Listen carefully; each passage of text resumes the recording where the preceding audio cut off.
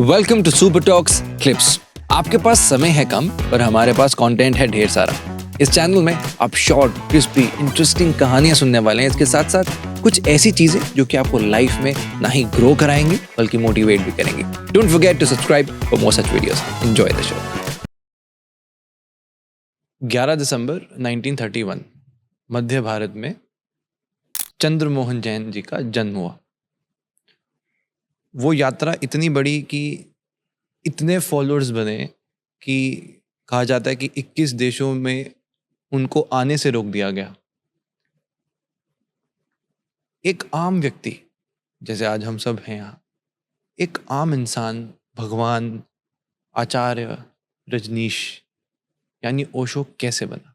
मेरे एक अंकल हैं, वो कवि हैं, साहित्यकार हैं, तो उनसे आग्रह किया कि आप एक नया शब्द गढ़िए। नया शब्द गढ़ना होगा, पुराने शब्द तो सब पहले से, उनका तो अपना मीनिंग है। तो हमारे चाचा जी ने बड़ी मेहनत करके नया शब्द रजनीश खोजा। उसका मीनिंग उन्होंने रखा रजनी यानी रात, और रजनीश यानी रात्रि का देवता, तो प्रतीकात्मक रूप से चांद। ये शब्द हिंदी डिक्शनरी में नहीं है, ये बनाया गया शब्द है ना। ओशो का मैं बने बनाए नाम दूसरों के नहीं लूंगा जो पहले किसी के रखे जा चुके हैं, कुछ ओरिजिनल होना चाहिए, मौलिक। तो उनका नाम रजनीश चंद्रमोहन जैन रखा गया। स्कूल में जब नाम लिखाया, बाद में फिर धीरे धीरे नाम बदलता रहा। उन्होंने जैन शब्द हटा दिया जब थोड़े बड़े हुए, तो कि मैं किसी धर्म के घेरे में बंद नहीं हूं, सब धर्म मेरे हैं, मैं किसी धर्म का नहीं हूं। तो बड़े बचपन में ही उन्होंने जैन शब्द को छोड़ दिया था। जाति सूचक कोई शब्द इस्तेमाल नहीं करना है। चंद्रमोहन को भी फिर उन्होंने पलट के किया मोहन चंद्र, बाद में उसको भी छोड़ दिया, सिर्फ रजनीश चंद्र रह गया।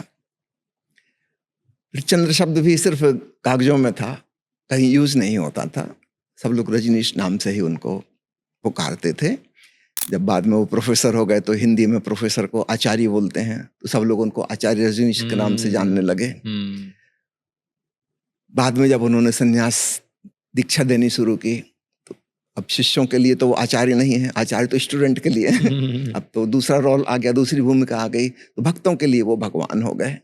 लोगों ने उस नाम से उनको पुकारना शुरू किया, भगवान श्री रजनीश, है ना। बाद में फिर उन्होंने कई सालों बाद भगवान शब्द को भी त्याग दिया, श्री रजनीश अकेला ही नाम उनका रहा। आप उस समय की किताब देखेंगे तो सिर्फ रजनीश नाम है। बीच में एक दो नाम और चेंज हुए, भगवान बुद्ध का नाम उनके नाम के साथ जुड़ गया, मैत्रेय। फिर कुछ दिनों के बाद उन्होंने वो भी हटा दिया, है ना। फिर उन्होंने एक नया शब्द, जैसे रजनीश शब्द गढ़ा गया था, फिर एक नया शब्द गढ़ा गया, ओशो। उनका नाम ओशो रजनीश हो गया।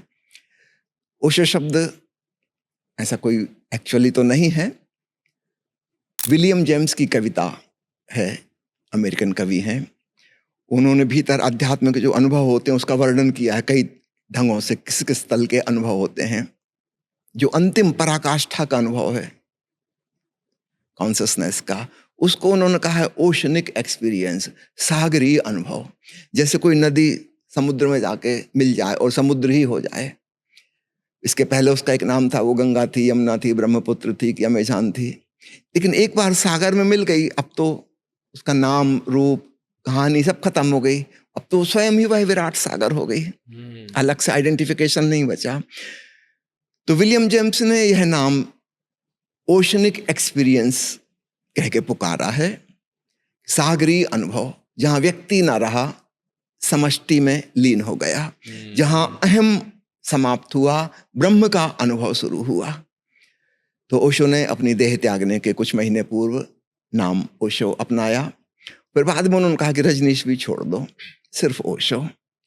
अब वो नदी छूट रही है ना, नदी का नामकरण विदा हो रहा है, बचा ही नहीं। अब तो ओशो और विलीन हो जाएंगे, सागर स्वरूप हो जाएंगे, है ना। तो इस प्रकार उनके नाम क्रमशः परिवर्तित हुए।